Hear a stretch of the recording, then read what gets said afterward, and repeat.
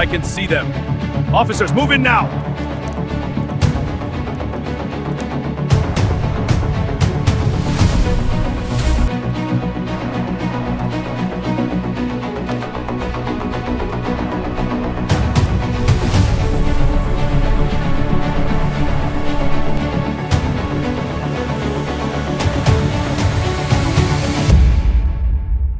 बिहार के बक्सर में रहने वाले एक युवक ने ऐसा काम कर दिया जिसके चर्चे CIA तक पहुंच गए।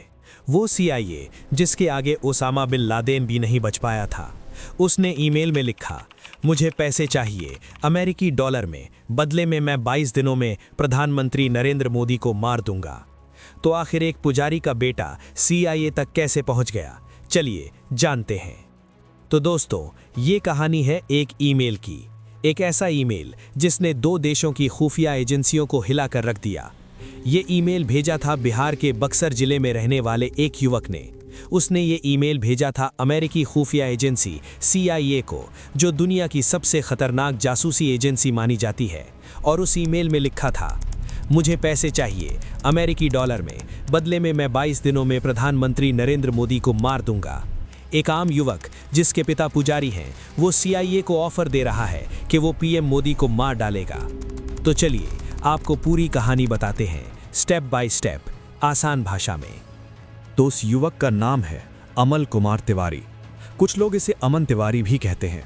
ये बिहार के बक्सर जिले के सिमरी गांव में रहता है। इसके पिता एक पुजारी हैं जो कि मंदिर में पूजा पाठ करते हैं। अमल पढ़ा लिखा है, उसे कंप्यूटर आता है, इंटरनेट चलाना आता है, लेकिन उसने इन चीज़ों का इस्तेमाल अच्छे कामों के लिए नहीं बल्कि गलत कामों के लिए किया। अमन को पता था कि डार्क वेब कैसे ऑपरेट होता है, कैसे VPN का इस्तेमाल करके अपनी पहचान छुपाई जाती है, कैसे फर्जी पहचान पत्र बनाए जाते हैं। लेकिन ये पहली बार नहीं था जब अमल पकड़ा गया था। बात है साल 2022 की। उस समय अमल ने कोलकाता एयरपोर्ट की वेबसाइट को हैक करने की धमकी दी थी। पुलिस ने उसे पकड़ा, लेकिन तब उसे छोड़ दिया गया क्योंकि वो नाबालिग था, या शायद इसलिए कि मामला छोटा था। लेकिन उस छूट ने अमल के अंदर एक गलत सोच पैदा कर दी। उसने सोचा, पुलिस मेरा कुछ नहीं बिगाड़ सकती, मैं जो चाहूं कर सकता हूं। और फिर उसने कुछ बहुत बड़ा करने का सोचा।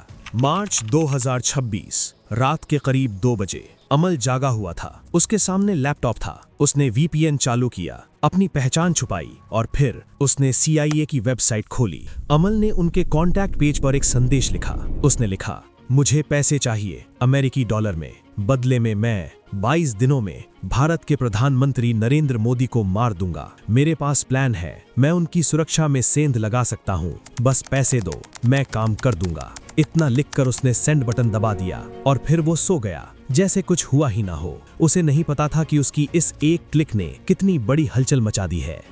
अमेरिका में CIA का मुख्यालय है। वहां हर दिन हजारों ईमेल आती हैं। जब अमल की ईमेल आई तो पहले किसी जूनियर अफसर ने उसे देखा। उसने सोचा कोई खास नहीं है क्योंकि रोज ऐसी हजारों ईमेल आती रहती हैं। लेकिन फिर उसने दोबारा पढ़ा और उसके होश उड़ गए। उसने तुरंत अपने सीनियर को बुलाया। सीनियर ने देखा ये कोई साधारण धमकी नहीं है। 3 बातों ने उन्हें चिंता में डाल दिया। पहली, ईमेल भेजने वाले ने VPN का इस्तेमाल किया था, यानी वो जानता था कि वो क्या कर रहा है। दूसरी, उसने एक डेडलाइन दी थी, 22 दिन, यानी उसने सोच समझकर प्लान बनाया था।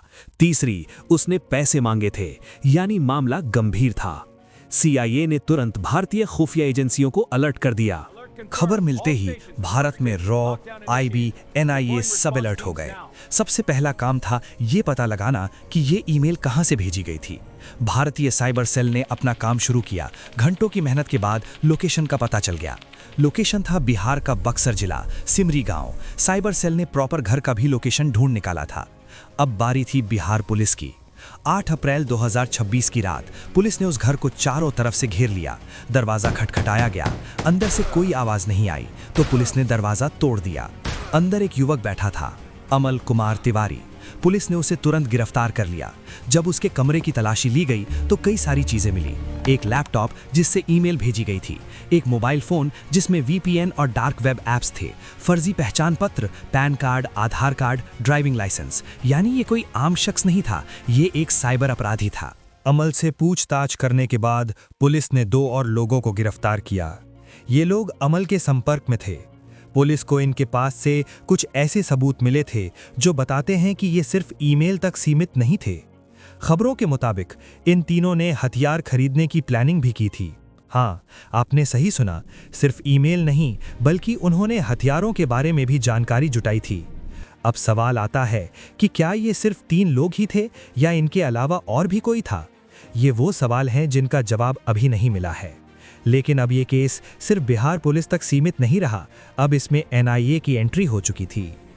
NIA यानी राष्ट्रीय जांच एजेंसी, ये भारत की सबसे बड़ी एंटी टेरर एजेंसी है। जब ये केस NIA के पास आया तो उन्होंने सारे सबूत अपने पास ले लिए, लैपटॉप, मोबाइल, फर्जी ID, सब कुछ। NIA अब 3 बातों की जांच कर रही है। पहली, क्या अमल का कोई विदेशी संपर्क था, कोई उसके पीछे था? दूसरी, क्या उसने कभी हथियार हासिल करने की कोशिश की? अगर हाँ, तो कहां से?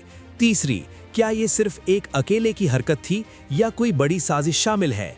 NIA इन सभी एंगलों के आधार पर अपनी जांच कर रही है। अब सबसे बड़ा सवाल, अमल ने ऐसा क्यों किया? ये वो सवाल है जिसका जवाब हर कोई जानना चाहता है। अभी तक जो जानकारी मिली है उसके मुताबिक कुछ संभावनाएं हैं। पहली संभावना, ध्यान आकर्षित करना। हो सकता है कि अमल चाहता था कि लोग उसके बारे में बात करें। उसे लगा होगा कि इतनी बड़ी धमकी देने से वो मशहूर हो जाएगा। दूसरी संभावना, पैसा। उसने खुद लिखा था कि उसे पैसे चाहिए, शायद वो जल्दी पैसा कमाना चाहता था। तीसरी संभावना, मानसिक असंतुलन। हो सकता है कि वो मानसिक रूप से ठीक ना हो, ये भी एक संभावना है। चौथी संभावना, कोई उसके पीछे है। ये सबसे खतरनाक संभावना है।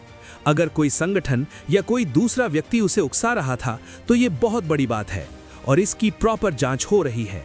तो दोस्तों, ये थी वो रहस्यमयी कहानी उस ईमेल की जिसने CIA से लेकर बक्सर पुलिस तक हर किसी को हिला कर रख दिया।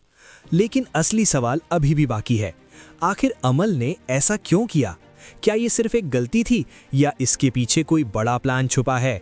अपनी राय जरूर बताना, क्योंकि आपकी सोच इस कहानी को एक नया मोड़ दे सकती है।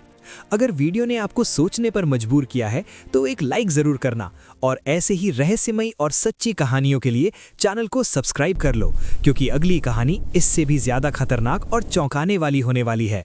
तब तक के लिए धन्यवाद। जय हिंद।